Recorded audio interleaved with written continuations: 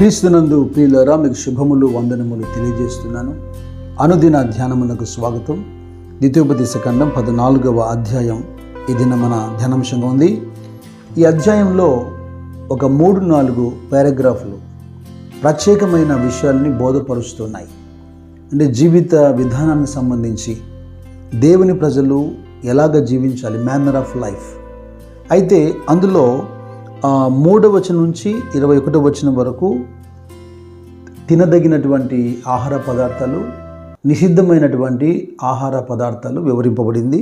అలాగే 22వ వచనం నుండి 27వ వచనం వరకు వారి యొక్క విత్తనములలో, పంటల్లో, వారి యొక్క పశువులలో, వారి కష్టార్జితంలో దేవునికి ఇవ్వవలసినటువంటి దశమ భాగం గురించి, ఆ ప్రిన్సిపల్స్ గురించి రాయబడింది.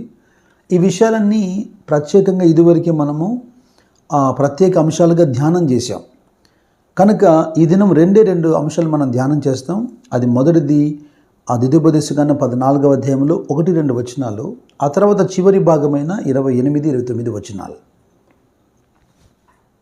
మొదటి భాగం ఏంటంటే, మీరు మీ దేవుడైన యెహోవాకు బిడ్డలు కనుక చనిపోయిన వాడెవరిని బట్టి మిమ్మును మీరు కోసికొనకూడదు, మీ కనుబొమ్మల మధ్యలో బోడి చేసుకొనకూడదు. ఏలయనగా నీ దేవుడైన యెహోవాకు నీవు ప్రతిష్ఠిత జనము, మరి యెహోవా భూమి మీద ఉన్న సమస్త జనములలో విశేషముగా తనకు స్వకీయ జనమగునట్లు నిన్ను ఏర్పరచుకొనెను.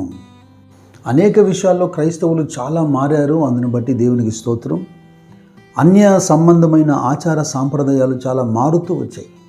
కానీ ఈ విషయంలో 100% ప్రజలు తప్పిపోతూనే ఉన్నారు, చాలా వరకు. ఎందుకని ఇది చాలా సెంటిమెంట్కి సంబంధించిన అంశం.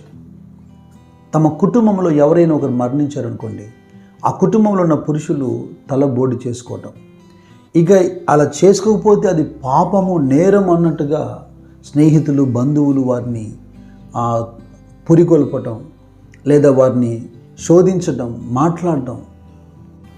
కొందరు ఇష్టపూర్వకంగా చేస్తున్నారు, కొంతమంది ఇలా ప్రజల మాటలు తట్టుకోలేక ఈ ఆచార సాంప్రదాయాలను కొనసాగిస్తున్నారు. బైబిల్ చాలా స్పష్టంగా మాట్లాడుతుంది. కొంతమంది పాత నిబంధన, కొత్త నిబంధన అని పేరు పెడుతుంటారు. దేవుని పరిశుద్ధత, దేవుని న్యాయ విధులు, దేవుని ఆజ్ఞలు, ఏ నిబంధన ఒకటే కదా. పాత నిబంధన ఆయన కొట్టివేసేదానికి వచ్చాడా, నెరవేర్చేదానికి వచ్చాడా? చెప్పాలంటే పాత నిబంధన ఇంకా సున్నితంగా మారుస్తూ చెప్పాడు కొత్త నిబంధనలో. మీకు అర్థం కావాలని చెబుతున్నాను. వ్యభిచరించొద్దు, అది పాపమని పాత నిబంధన బోధిస్తే, మోహపు చూపే నేరం అని కొత్త నిబంధన బోధిస్తుంది. అంటే ఇంకా సెన్సిటివ్గా మార్చబడుతున్నాయి. దేవుని గుణగణాలు, పరిశుద్ధత ఎప్పుడైనా ఒకటే. ఆయన చేయమంటే చేయాలి, ఆయన వద్దంటే మానాలి. ఎంత మంచి మాట ఆయన అంటున్నాడు, మీరు యెహోవాకు బిడ్డలు అంటున్నాడు, సన్స్ ఆఫ్ గాడ్. ఎంత అద్భుతకరమైన మాట ఇది.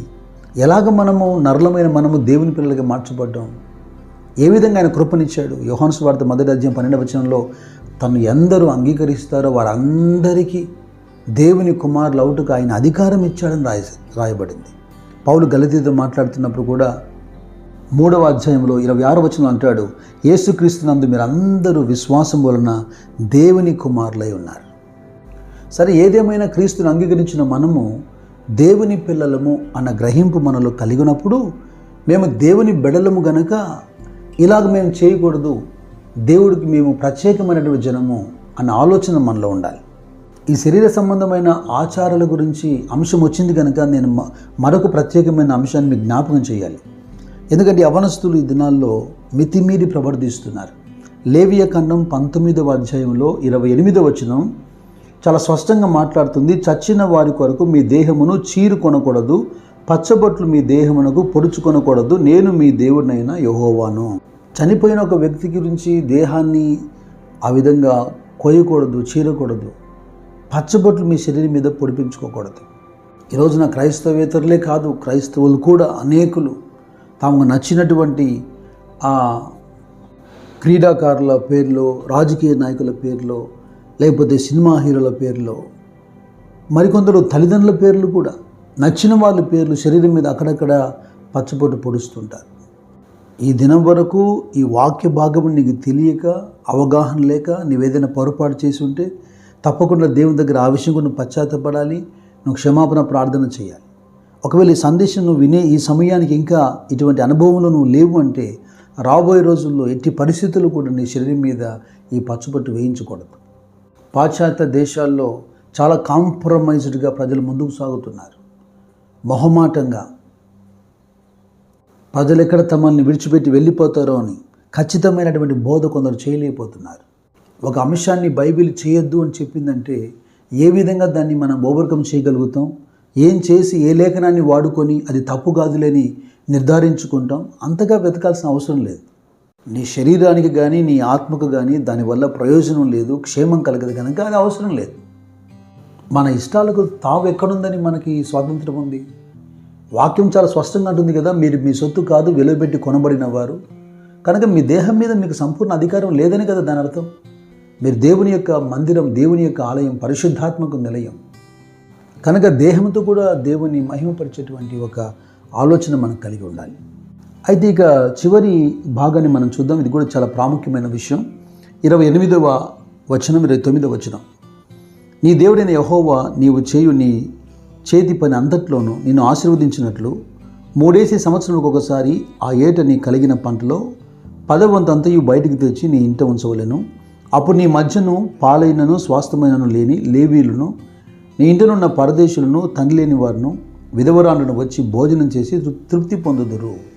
ఇది ఒక అద్భుతకరమైన విషయం. తన ఇంట ఉన్నటువంటి ఆ పదార్థాల్లో 10వ భాగం తెచ్చి ఇంటి బయట ఉంచాలి. పరదేశులు, విధవరాన్లు, మరి ఎవరైనా దాన్ని తీసుకొని తృప్తిపరచబడతారు. దేవుడు ఎంత మంచి నియమాన్ని నేర్పిస్తున్నాడు చూడండి. నేను ఆ మధ్య ఒక స్నేహితుడు చెబితే విన్నాను. విదేశాల్లో ఉన్నటువంటి ఒక మంచి ఆనవాయితీ, అలా వెళ్తూ ఉంటే ఆ వీధుల్లో గృహాల బయట మంచి మంచి పదార్థాలు, ఆహారం కావచ్చు, వస్త్రాలు కావచ్చు, ఫర్నిచర్ కావచ్చు, అంటే వారి ఇంట్లో వారికి సమృద్ధిగా ఉండి ఎక్స్ట్రాగా ఉన్నటువంటి ఆ పదార్థాలన్నీ, వస్తువులన్నీ, అది ఫర్నిచర్ అయినా అక్కడ బయట ఉంచుతారట. ఎవరైనా దారిలో వెళ్తున్నప్పుడు దాన్ని తీసుకుని వెళ్ళిపోవచ్చు. అవసరం లేని వాడు తీసుకోవడం, వాడు నామోసిగా ఫీల్ అవుతాడు. ఎవరైతే పేదలు ఉన్నారో వారికి అవసరం అవుతుందో వాళ్ళు తీసుకెళ్తారు. లేదా ప్రభుత్వమే వాటన్నిటిని కలెక్ట్ చేసి ఈ ఓల్డ్ ఏజ్ హోమ్స్ కానీ ఆర్ఫనేజ్ కానీ పంచిపెడతారంట. ఎంత మంచి విషయం ఇది. ఈ మాట ప్రకారం కూడా నేను ఒక మంచి ఆలోచన చెబుతున్నాను. సంవత్సరానికి ఒక మారో లేదా 6 మాసాలకు ఒక మారో 3 మాసాలకు ఒక మారో ఇల్లంతా పరిశీలన చేస్తారు కదా, శుభ్రపరుస్తారు కదా. ఆ సమయంలో ఒక భారతదేశంలోని మనకున్న అలవాటు ఏంటంటే ఇళ్ళలో అటక అంటుంటారు, లోపల అరుగులాగా స్లాబ్ కట్టి ఉంటారు. దాని నిండా పాత సామాన్లే ఉంటాయి. ఇల్లు మారినప్పుడు అంతా దాన్ని మారుస్తూ ఉంటారు. ఒకసారి తీయండి, యోచించండి. మనకు ప్రయోజనకరంగా కాక ఎక్స్ట్రాగా ఉండి సంవత్సరాల తరబడి ఇల్లులు మారుతున్న వస్తువులు, అది ఇతరులకు ఎంతో ఉపయోగకరంగా ఉండే వస్తువులు అలాగ వ్యర్థంగా పడి ఉంటాయి. వాటిని తీయండి, పేదలకు వాటిని పంచిపెట్టండి, అక్కర్లో ఉన్న వారికి వాటిని ఇచ్చేయండి. అవి వంట సామాగ్రి కావచ్చు, వేసుకునే దుస్తులు కావచ్చు, లేకపోతే అది ఫర్నిచరే కావచ్చు. సామెతల గ్రంథం 14వ అధ్యాయంలో బీదలను కటాక్షించేవాడు ధన్యుడని, బీదను కనికరించేవాడు దేవుని గణపరచువాడని, అలాగే 19వ అధ్యాయంలో బీదలను కనికరించేవాడు యెహోవాకు అర్పించువాడని, ఇలాగ అనేక వచనాలు గివింగ్ గురించి, దాతృత్వం గురించి రాయబడ్డాయి కదా. అపోస్తలులు కూడా ఈ అంశాన్ని సంఘాలకి నేర్పించారు. వారు కూడా ఇటువంటి మనస్సే కలిగి ఉన్నారు. పౌలు తిమోతితో మాట్లాడుతూ మొదటి పత్రిక 6వ అధ్యాయంలో 18-19 వచనాలు అంటాడు, వారు వాస్తవమైన జీవమును సంపాదించుకుని నిమిత్తము రాబోవు కాలమునకు మంచి పునాది తమ కొరకు వేసుకొనుచు మేలు చేయువారును, సత్క్రియలు అను ధనము గలవారును, ఔదార్యము గలవారును, తమ ధనములో ఇతరులకు పాలిచ్చువారై ఉండవలనని వారికి ఆజ్ఞాపించుము. కేవలం పాపక్షమాపణ మాత్రమే కాదు, స్వస్థత మాత్రమే కాదు, ఆశీర్వాదం మాత్రమే కాదు. ఇలాంటి ప్రాముఖ్యమైన జీవిత ప్రమాణాల గురించి ఆలోచించి క్రైస్తవునిలో ఆ మార్పును, ఆ మాదిరిని లోకానికి చూపించగలగాలి. దేవుడు నేర్పిస్తున్న ఈ జీవిత విధానంలో మనం బ్రతుకున్నట్లుగా మన మనసాక్షిలో మనం ఒప్పించబడదుము గాక. దైవకృప అందరికీ తోడైనను గాక. God bless you.